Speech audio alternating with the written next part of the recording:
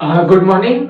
सबसे पहले आप सभी लोगों को गणतंत्र दिवस की हार्दिक शुभकामनाएं। उससे पहले मेरा थोड़ा सा एक निवेदन है, वो आप लोग सुन लीजिए। देखिए, आरआरबी और जो ग्रुप डी को लेके जो विवाद चल रहा है स्टूडेंट और सरकार के बीच, और ये जो रेलवे है प्रशासन की भी, तो उसको ज्यादा से ज्यादा लोगों तक पहुंचाइए, इस बात को समझाने की कोशिश करिए और अहिंसा का मार्ग मत अपनाइए। आप लोग किसी पब्लिक प्रॉपर्टी को फूकना या फिर क्या नाम है, किसी भी क्या नाम है निर्दोष व्यक्ति को नुकसान पहुंचाना, तो ये सब गलत बात है। और जो पुलिस प्रोटेक्शन के द्वारा यानी कि पुलिस प्रशासन द्वारा जो कार्य किया जा रहा है, बच्चों को घर में हॉस्टल में घुस घुस के जो मारा जा रहा है, उनको उनके साथ जो दुर्व्यवहार किया जा रहा है, पूरी तरीके से गलत है। हम लोगों को अपनी विरोध करने का पूरा हक है। हम लोग छात्र हैं, हम लोग चाहे तो बहुत कुछ कर सकते हैं। हम मेरा बस अनुरोध है आरआरबी से और एनटीपीसी वाले जो कार्यकर्ता हैं, ये जो ग्रुप डी वाले हैं, ये जो इन्होंने कहा है कि क्या नाम, ये जो सिलेक्शन बोले थे 20 गुना लेंगे, तो उस पर विचार करें, उस पर विचार करें और साथ ही साथ सीबीटी 2 को कैंसिल करें।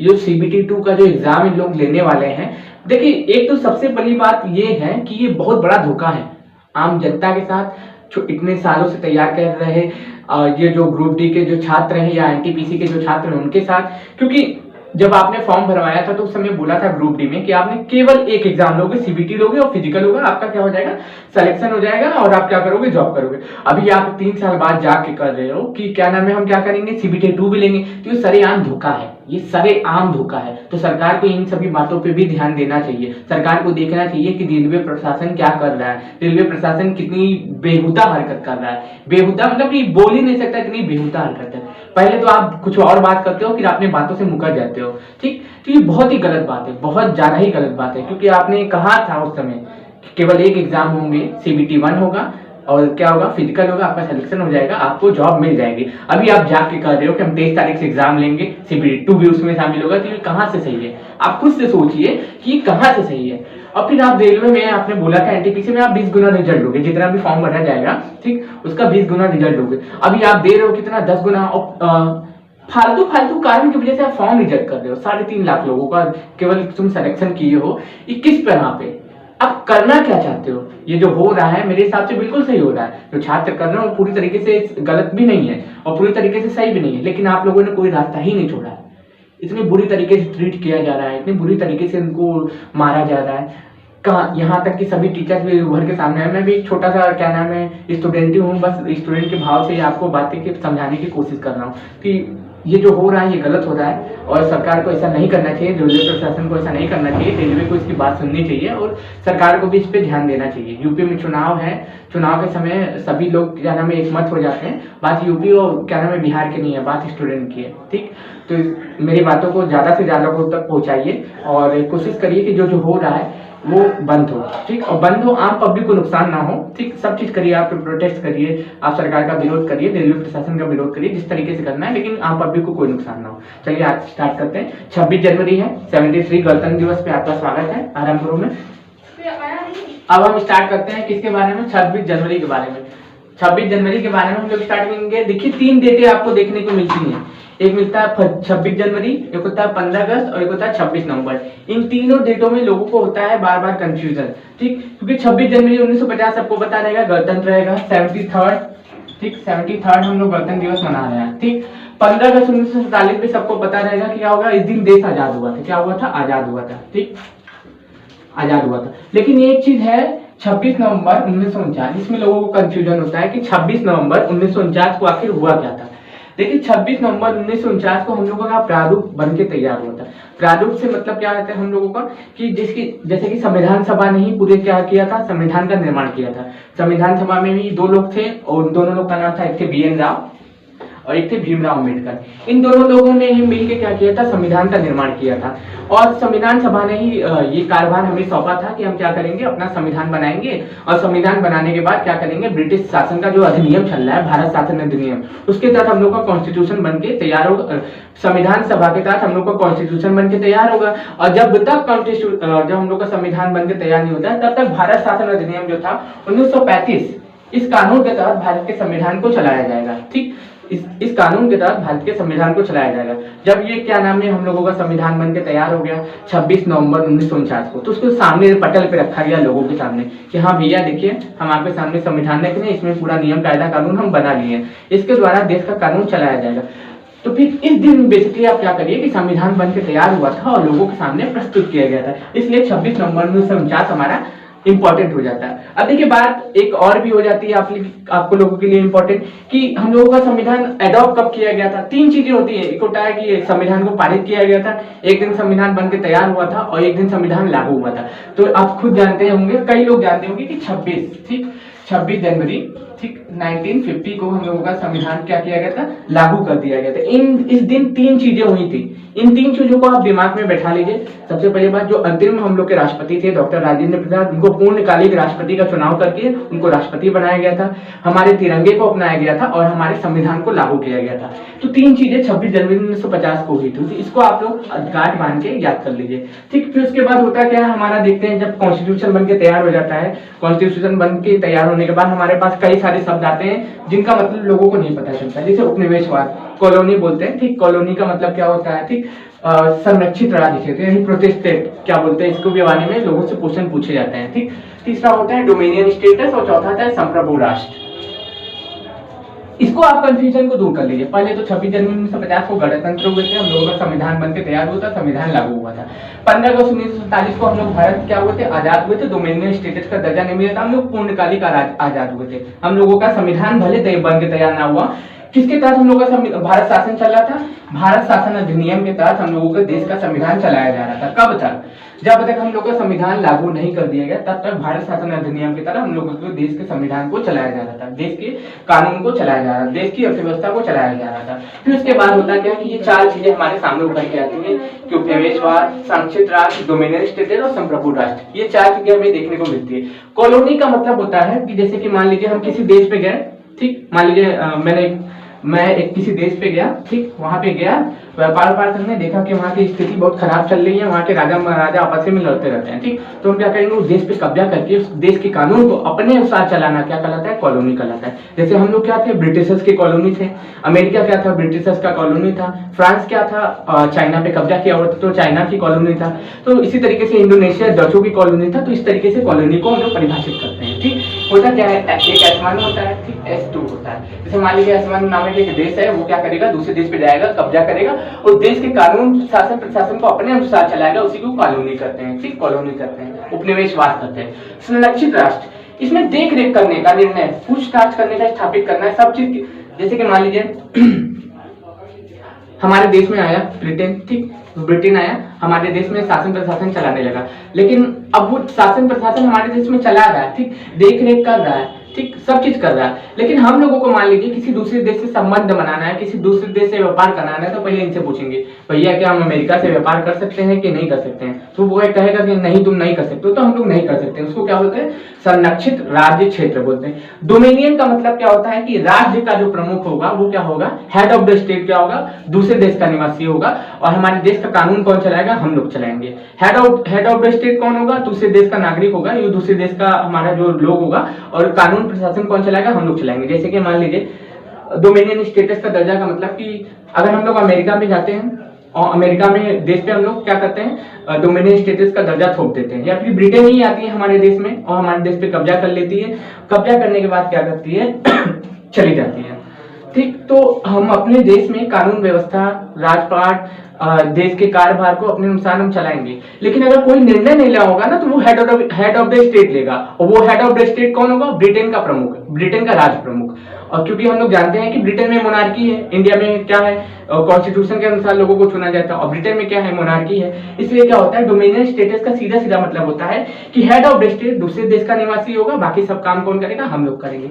और संप्रभु राष्ट्र, ठीक, संप्रभु राष्ट्र का सीधा सीधा मतलब होता है कि हम अपना निर्णय अपने अनुसार लेंगे, हमारे देश के आंतरिक मामलों में, बाहरी मामलों में कोई भी हस्तक्षेप नहीं करेगा। जैसे कि मान लीजिए अगर हमें किसी भी देश के साथ व्यापार करना है, किसी भी देश में जाके हमें अपनी नई फैक्ट्री खोलनी है, तो हम किसी से भी परमिशन नहीं लेंगे, हम अपने आंख में सक्षम होंगे, हम अपने तरीके से अपने व्यापार को कर सकते हैं, अपने तरीके से अपने देश का निर्णय ले सकते हैं, हमें किसी से भी पूछने की जरूरत नहीं होती। उसी को क्या बोलते हैं, संप्रभु राष्ट्र बोलते हैं। जिस अभी हम लोग हैं, पहले अगर 1900 बात करें, 1947 से पहले हम लोग नहीं थे, लेकिन इस समय हम लोग क्या है, संप्रभु राष्ट्र के रूप में सामने हैं आप लोगों के। अब देखिए, अब कई चीजें हमें देखने को मिलती है 1947 और 1950 के बीच। 1947 से लेके 1950 के बीच हमें कई चीजें देखने को मिलती हैं कि हम लोग कितने दौर से होके गुजरे, तब जाके हमें क्या मिला है, ये कॉन्स्टिट्यूशन मिला है। पहला हमें देखने को मिल जाता है बिफोर द इंडिपेंडेंस ऑफ 15/8/1947। इसके पहले क्या था, इसके पहले भी हम लोगों को कई बार लालच देने की कोशिश की गई कि डोमिनियन स्टेटस का दर्जा ले लीजिए, ठीक, बाकी सब काम आप लोग करते रहिए, हम लोग आपके देश से चले जा रहे हैं, लेकिन हम लोगों का जब मन करेगा हम आपके देश में आके अपना कानून हम लोग लागू करके चलाने लगेंगे। तो इस तरीके का दौर भी हम लोग देखें, ठीक। दूसरा, इंडियन इंडिपेंडेंस एक्ट, देखिए जब 1946 में, ठीक, 1946 में जब वो संविधान सभा का गठन किया गया, संयुक्त मिशन भारत आया तो संविधान सभा का गठन किया गया और संविधान सभा को कार्यभार सौंपा गया कि हम लोग क्या बनाएंगे, अपने देश का कॉन्स्टिट्यूशन बनाएंगे। हम लोग अपने देश का कॉन्स्टिट्यूशन बना के फिर उसके बाद क्या चलाएंगे, अपने देश के कानून की व्यवस्था को चलाएंगे। तो उसका जिम्मा किसको सौंपा गया, संविधान सभा को, ठीक, यानी कि कॉन्स्टिट्यूशन असेंबली को हम लोगों को क्या सौंपा गया कि देश का संविधान बनाया जाएगा। उसमें 2 व्यक्ति प्रमुख थे जिन्होंने मिलकर इस संविधान का निर्माण किया। काफी चीजों की बहस हुई, काफी दिन का समय लगा, काफी पैसे भी लगे, तब जाके हम लोगों को देश का संविधान बनकर तैयार हुआ। उसमें 2 प्रमुख व्यक्ति थे, उनका नाम था, एक थे BN राव, ठीक, ये सलाहकार थे, ठीक, संविधान सभा के सलाहकार थे, अध्यक्ष नहीं थे, याद रखिएगा, ठीक। और दूसरे थे BN भीमराव अम्बेडकर। इन्होंने क्या किया था, कॉन्स्टिट्यूशन का निर्माण किया था। इन दोनों का प्रमुख योगदान कहलाता है संविधान को बनाने में। नवंबर 1946 में संविधान सभा का गठन हुआ। दिसंबर में क्या किया गया, संविधान बनाने की शुरुआत की गई। नवंबर 1949 को हम लोगों का संविधान बनकर तैयार हो गया, ठीक। फिर उसके बाद 26/11/1949, ठीक, और फिर 26/11/1950 को ही हमारा देश का संविधान लागू हो गया।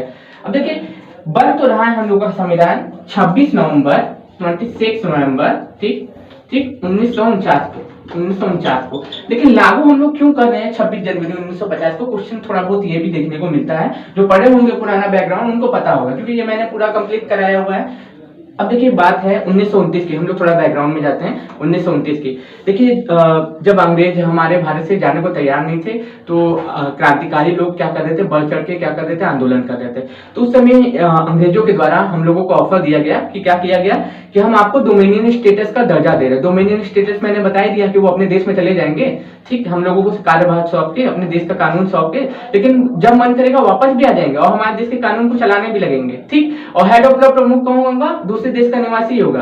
तो ये सभी चीजें लालच हम लोग को 1929 में दिया जा रहा था कि हाँ भैया ले लीजिए, अपना डोमिनियन स्टेटस ले लीजिए। तो भी हम लोगों ने कहा, रावी नदी के तट पर 1929 में कांग्रेस के अधिवेशन ने कहा गया कि हम लोग को क्या चाहिए, पूर्ण स्वराज चाहिए, हमें किसी के अधीन नहीं रहना है, हमें सबसे अलग रहना है और हमें अपने देश का कानून अपने अनुसार चलाना है। तो पूर्ण स्वराज की मांग की गई थी 1929 में, ठीक। 1929 में 31 दिसंबर को हमारे 1929 में मांग की गई कि पूर्ण स्वराज की।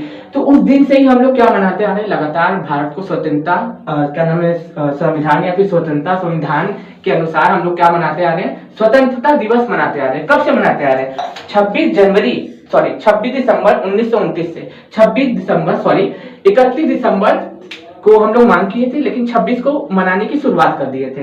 अब 1929 से लगातार हम लोग क्या मना रहे हैं, स्वतंत्रता दिवस मना रहे हैं। 1929 से स्वतंत्रता दिवस मना रहे हैं। इसीलिए हम लोगों के देश को और इस डेट को सम्मान देने के लिए हम लोगों ने क्या डिसाइड किया कि हम लोग क्या करेंगे, 26 जनवरी, ठीक, 26 जनवरी 1950 को क्या करेंगे, अपने देश का संविधान बनाएंगे, अपने देश का संविधान को लागू करेंगे। अन्यथा हम लोग पहले भी कर सकते थे, ठीक। अब हम लोग का देश का संविधान जब तक नहीं बना था तो किसके अनुसार हम लोगों का देश का कानून चल रहा था, क्योंकि 1947 तो बहुत लंबा कार्यकाल हो गया। 1947 में हम लोग आजाद हो गए थे, ठीक। 1947 में हम लोग आजाद हो गए थे। भैया हम लोग का संविधान कब लागू किया गया, 26 जनवरी 1950 को। तो इतने सालों तक देश का संविधान कैसे चलेगा, ठीक। इतने सालों तक देश का संविधान किस तरीके से चलेगा। तो एक एक्ट आया था 1935 में, एक एक्ट आया था जिसका नाम था government of India act. Government of India act 1935 के तहत देश के शासन प्रशासन को चलाया जा रहा था। कुछ चीजें पहले ही लागू कर दी गई थी उसके, जैसे कि प्रेसिडेंट का जो है, अंतरिम प्रेसिडेंट के रूप में हमारे कौन बने थे, अंतिम प्रेसिडेंट बने थे हमारे डॉक्टर राजेंद्र प्रसाद। सिटीजनशिप को लागू कर दिया गया था कि सिटीजनशिप को लागू कर दिया जाए ताकि लोगों को दिक्कत ना हो, ठीक। फिर और कुछ चीजें ऐसी थी जो तत्कालीन जरूरत को पूरा करती थी उनको भी हमारे यहाँ लागू कर दिया गया था। लेकिन बाद में चल के हमारे जो डॉक्टर राजेंद्र प्रसाद साहब हैं वो क्या बने, पहले तो अंतरिम राष्ट्रपति के रूप में 2 साल तक काम किए। मतलब कि अंतरिम का मतलब होता है कि जब तक हमारा राष्ट्रपति निर्वाचित नहीं हो जाता, जब तक राष्ट्रपति हमारा चुन नहीं लिया जाता, तब तक हमारे राष्ट्रपति के रूप में कौन कार्य करेगा, डॉक्टर राजेंद्र प्रसाद कार्य करेंगे। कौन कार्य करेगा, डॉक्टर राजेंद्र प्रसाद कार्य करेंगे, डॉक्टर राजेंद्र प्रसाद कार्य करेंगे। अब देखिए होता क्या है कि जैसे क्या नाम है 1950 में हम लोग का संविधान लागू होता है, फिर से इलेक्शन होता है, इलेक्शन होने के बाद हमारे राष्ट्रपति चुन लिए जाते हैं डॉक्टर राजेंद्र प्रसाद, क्योंकि आप जानते हैं कि हमारे अंतरिम वायसराय और गवर्नर जनरल लॉर्ड माउंटबेटन थे। फिर उसके बाद भारतीय गवर्नर जनरल की बात करें तो वो कौन बना था, अगर भारतीय गवर्नर जनरल की बात करें तो वो कौन बना था, सी राजगोपालाचारी बने थे, सी राजगोपालाचारी बने थे।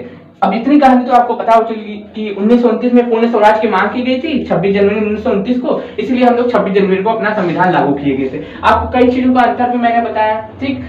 अब आपको रिपब्लिक का मतलब पता होना चाहिए। आपको ये पता चल गया कि 26 जनवरी 1950 को ही हम लोगों ने कॉन्स्टिट्यूशन को क्यों लागू किया, 26 जनवरी 1950 को ही हमने कॉन्स्टिट्यूशन को, अपने संविधान को क्यों लागू किया। लेकिन आपको ये पता नहीं है कि मोनार्की क्या होता है और क्या नाम है आपका लोकतंत्र क्या होता है।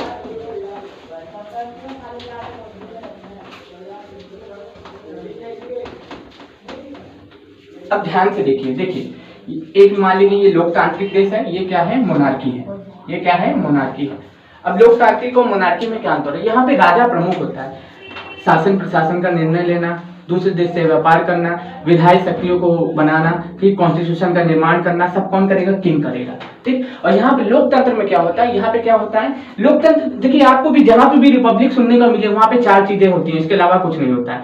जहां पे भी रिपब्लिक की आपको दिखे कि ये देश क्या है, गणतांत्रिक देश है, तो आप रिपब्लिक सुनने को मिले, आप 4 चीजें रख लीजिएगा। पहला क्या हो जाएगा, राज्य का प्रमुख निर्वाचित होता है। देखिए हेड ऑफ द स्टेट हमारे जो होते हैं, ठीक, हेड ऑफ द स्टेट जो होते हैं हमारे कौन होता है, हेड ऑफ द स्टेट कौन होते हैं, पीएम होते हैं, ठीक, head of the state PM होते हैं। लेकिन रियल हेड ऑफ अगर बात करें कि नाम मात्र का कौन होता है, नाम मात्र का कौन होता है, तो प्रेसिडेंट होता है। नाम मात्र का प्रमुख कौन होता है, प्रेसिडेंट होता है, क्योंकि ये भी निर्वाचित होता है, इनडायरेक्ट वे में ही निर्वाचित होता है हमारा राष्ट्रपति, लेकिन निर्वाचित होता है। लेकिन हमारा जो हेड ऑफ द प्रमुख है, हेड ऑफ द स्टेट है, जैसे प्रधानमंत्री साहब हैं, वो क्या होते हैं, इलेक्शन के द्वारा चुने जाते हैं ना। देखिए बेसिकली हम लोग सांसदों का इलेक्शन करते हैं और उनका जो बहुमत दल का नेता होता है उनको राष्ट्रपति शपथ दिलाता है और क्या करता है, नियुक्ति कर देता है प्रधानमंत्री। इसीलिए बोला जाता है कि हेड ऑफ द स्टेट कौन होता है, प्रधानमंत्री होता है। और क्या नाम है, नाम मात्र का प्रमुख कौन होता है, नाम मात्र का प्रमुख कौन होता है, प्रेसिडेंट होता है। किसी भी राज्य में किसी को विशेषाधिकार नहीं होते हैं। जैसे कि मान लीजिए किसी से विशेषाधिकार का मतलब, जैसे कि मान लीजिए हम किसी होटल में जा रहे हैं खाना खाने, तो भैया हमारे लिए अलग से टेबल कुर्सी आएगा, हमारे लिए अलग से खाना आएगा, ठीक, हमें अलग से ट्रीट किया जाएगा, तो किसी को भी विशेषाधिकार नहीं दिए जाते। अब जैसे मान लीजिए रेलवे में हम सफर कर रहे हैं, ठीक, तो कुछ चीजें हैं जिनको छूट दी जाती है, पास वगैरह जिनको होती है, तो प्रधानमंत्री भी अगर सफर करेंगे नॉर्मल इंसान बनकर उनको भी टिकट लेना पड़ेगा। ऐसा नहीं है कि बिना टिकट वो सफर कर सकते हैं, क्योंकि वो कानून को तोड़ रहे हैं एक तरीके से। इसीलिए क्या होता है कि किसी के लिए कोई भी विशेष अधिकार नहीं होते हैं, ठीक। पहला क्या होगा, राज्य का प्रमुख जो होगा निर्वाचित होगा, यानी कि प्रेसिडेंट। राष्ट्र का प्रमुख किसे कहते हैं, प्रेसिडेंट को कहते हैं। राष्ट्र का प्रमुख कौन होता है हमारा, क्या नाम है, राष्ट्रपति होता है, ठीक। और किसी भी देश को, किसी भी व्यक्ति को, इस देश के किसी भी व्यक्ति को, जिस देश में लोकतंत्र है वहां पे उसको विशेषाधिकार नहीं दिए जाते हैं। सरकार के सभी निर्णय सरकार के लिए, जैसे मान लीजिए सरकारी दफ्तरों में या फिर प्रधानमंत्री बनना है, राष्ट्रपति बनना है, उपराष्ट्रपति बनना है, सांसद बनना है, एमएलए बनना है, तो उसमें सभी कोई बन सकता है जिसके अंदर योग्यता होगी, जो उस नियम कायदे कानून को फुलफिल करेगा, वो क्या बन सकता है, नेता प्रेता बन सकता है, जो 1 नंबर के चोर होते हैं, जो आजकल देखने को मिल रहा है, ठीक। तो ये भी सभी के लिए खुले होते हैं ऑफर जो, और पावर जनता के हाथ में होती है। एक चीज याद रखिएगा, जितने भी लोकतांत्रिक देश है, चाहे नॉर्वे हो गया, चाहे आपको फिनलैंड हो गया, चाहे स्वीडन हो गया, आप चाहे आप अमेरिका भी देख लो, तो वहां पे भी क्या होता है, पावर किसके हाथ में होती है, जनता के हाथों में होती है, ठीक। जनता क्या करती है, हर 5 साल में क्या करती है, तो विधानसभा का भी चुनाव होता है, अभी देखने को यूपी में मिलेगा, और हर 5 साल में लोकसभा का भी इलेक्शन होता है। तो जनता क्या करती है, जो हमारे लिए काम किया रहता है अच्छा, उसको क्या करती है, जिताती है, और जो अच्छा काम नहीं किया रहता है उसको भगा देती है। इसलिए क्या करते हैं, पावर किसके हाथ में होती है, जनता के हाथों में होती है। रियल हेड कौन होता है, जनता होती है। और जनता को कानून के रूप में चलाने का काम कौन करता है, कॉन्स्टिट्यूशन करता है। तो ये 4 चीजें जहां पे दिखे आप देख बोल दीजिएगा वो देश क्या है, रिपब्लिक स्टेट है, यानी कि रिपब्लिक राष्ट्र है, या फिर क्या बोलेंगे, लोकतांत्रिक राष्ट्र है। ये 4 चीजें आपको बस देखनी है और फिर घोषित कर देना है कि वो देश कैसा देश है, ठीक, लोकतांत्रिक देश है। बस इसी के अनुसार एक देश के कानून को चलाया जाता है, इसी के अनुसार हम लोग 26 जनवरी मनाते हैं और इसी से हम लोगों के देश का संविधान चलता है। ठीक, फिर से अनुरोध है कि हिंसा ना करें और जो विरोध किया जा रहा है रेलवे एनटीपीसी के छात्रों के साथ उसको सपोर्ट करें। धन्यवाद।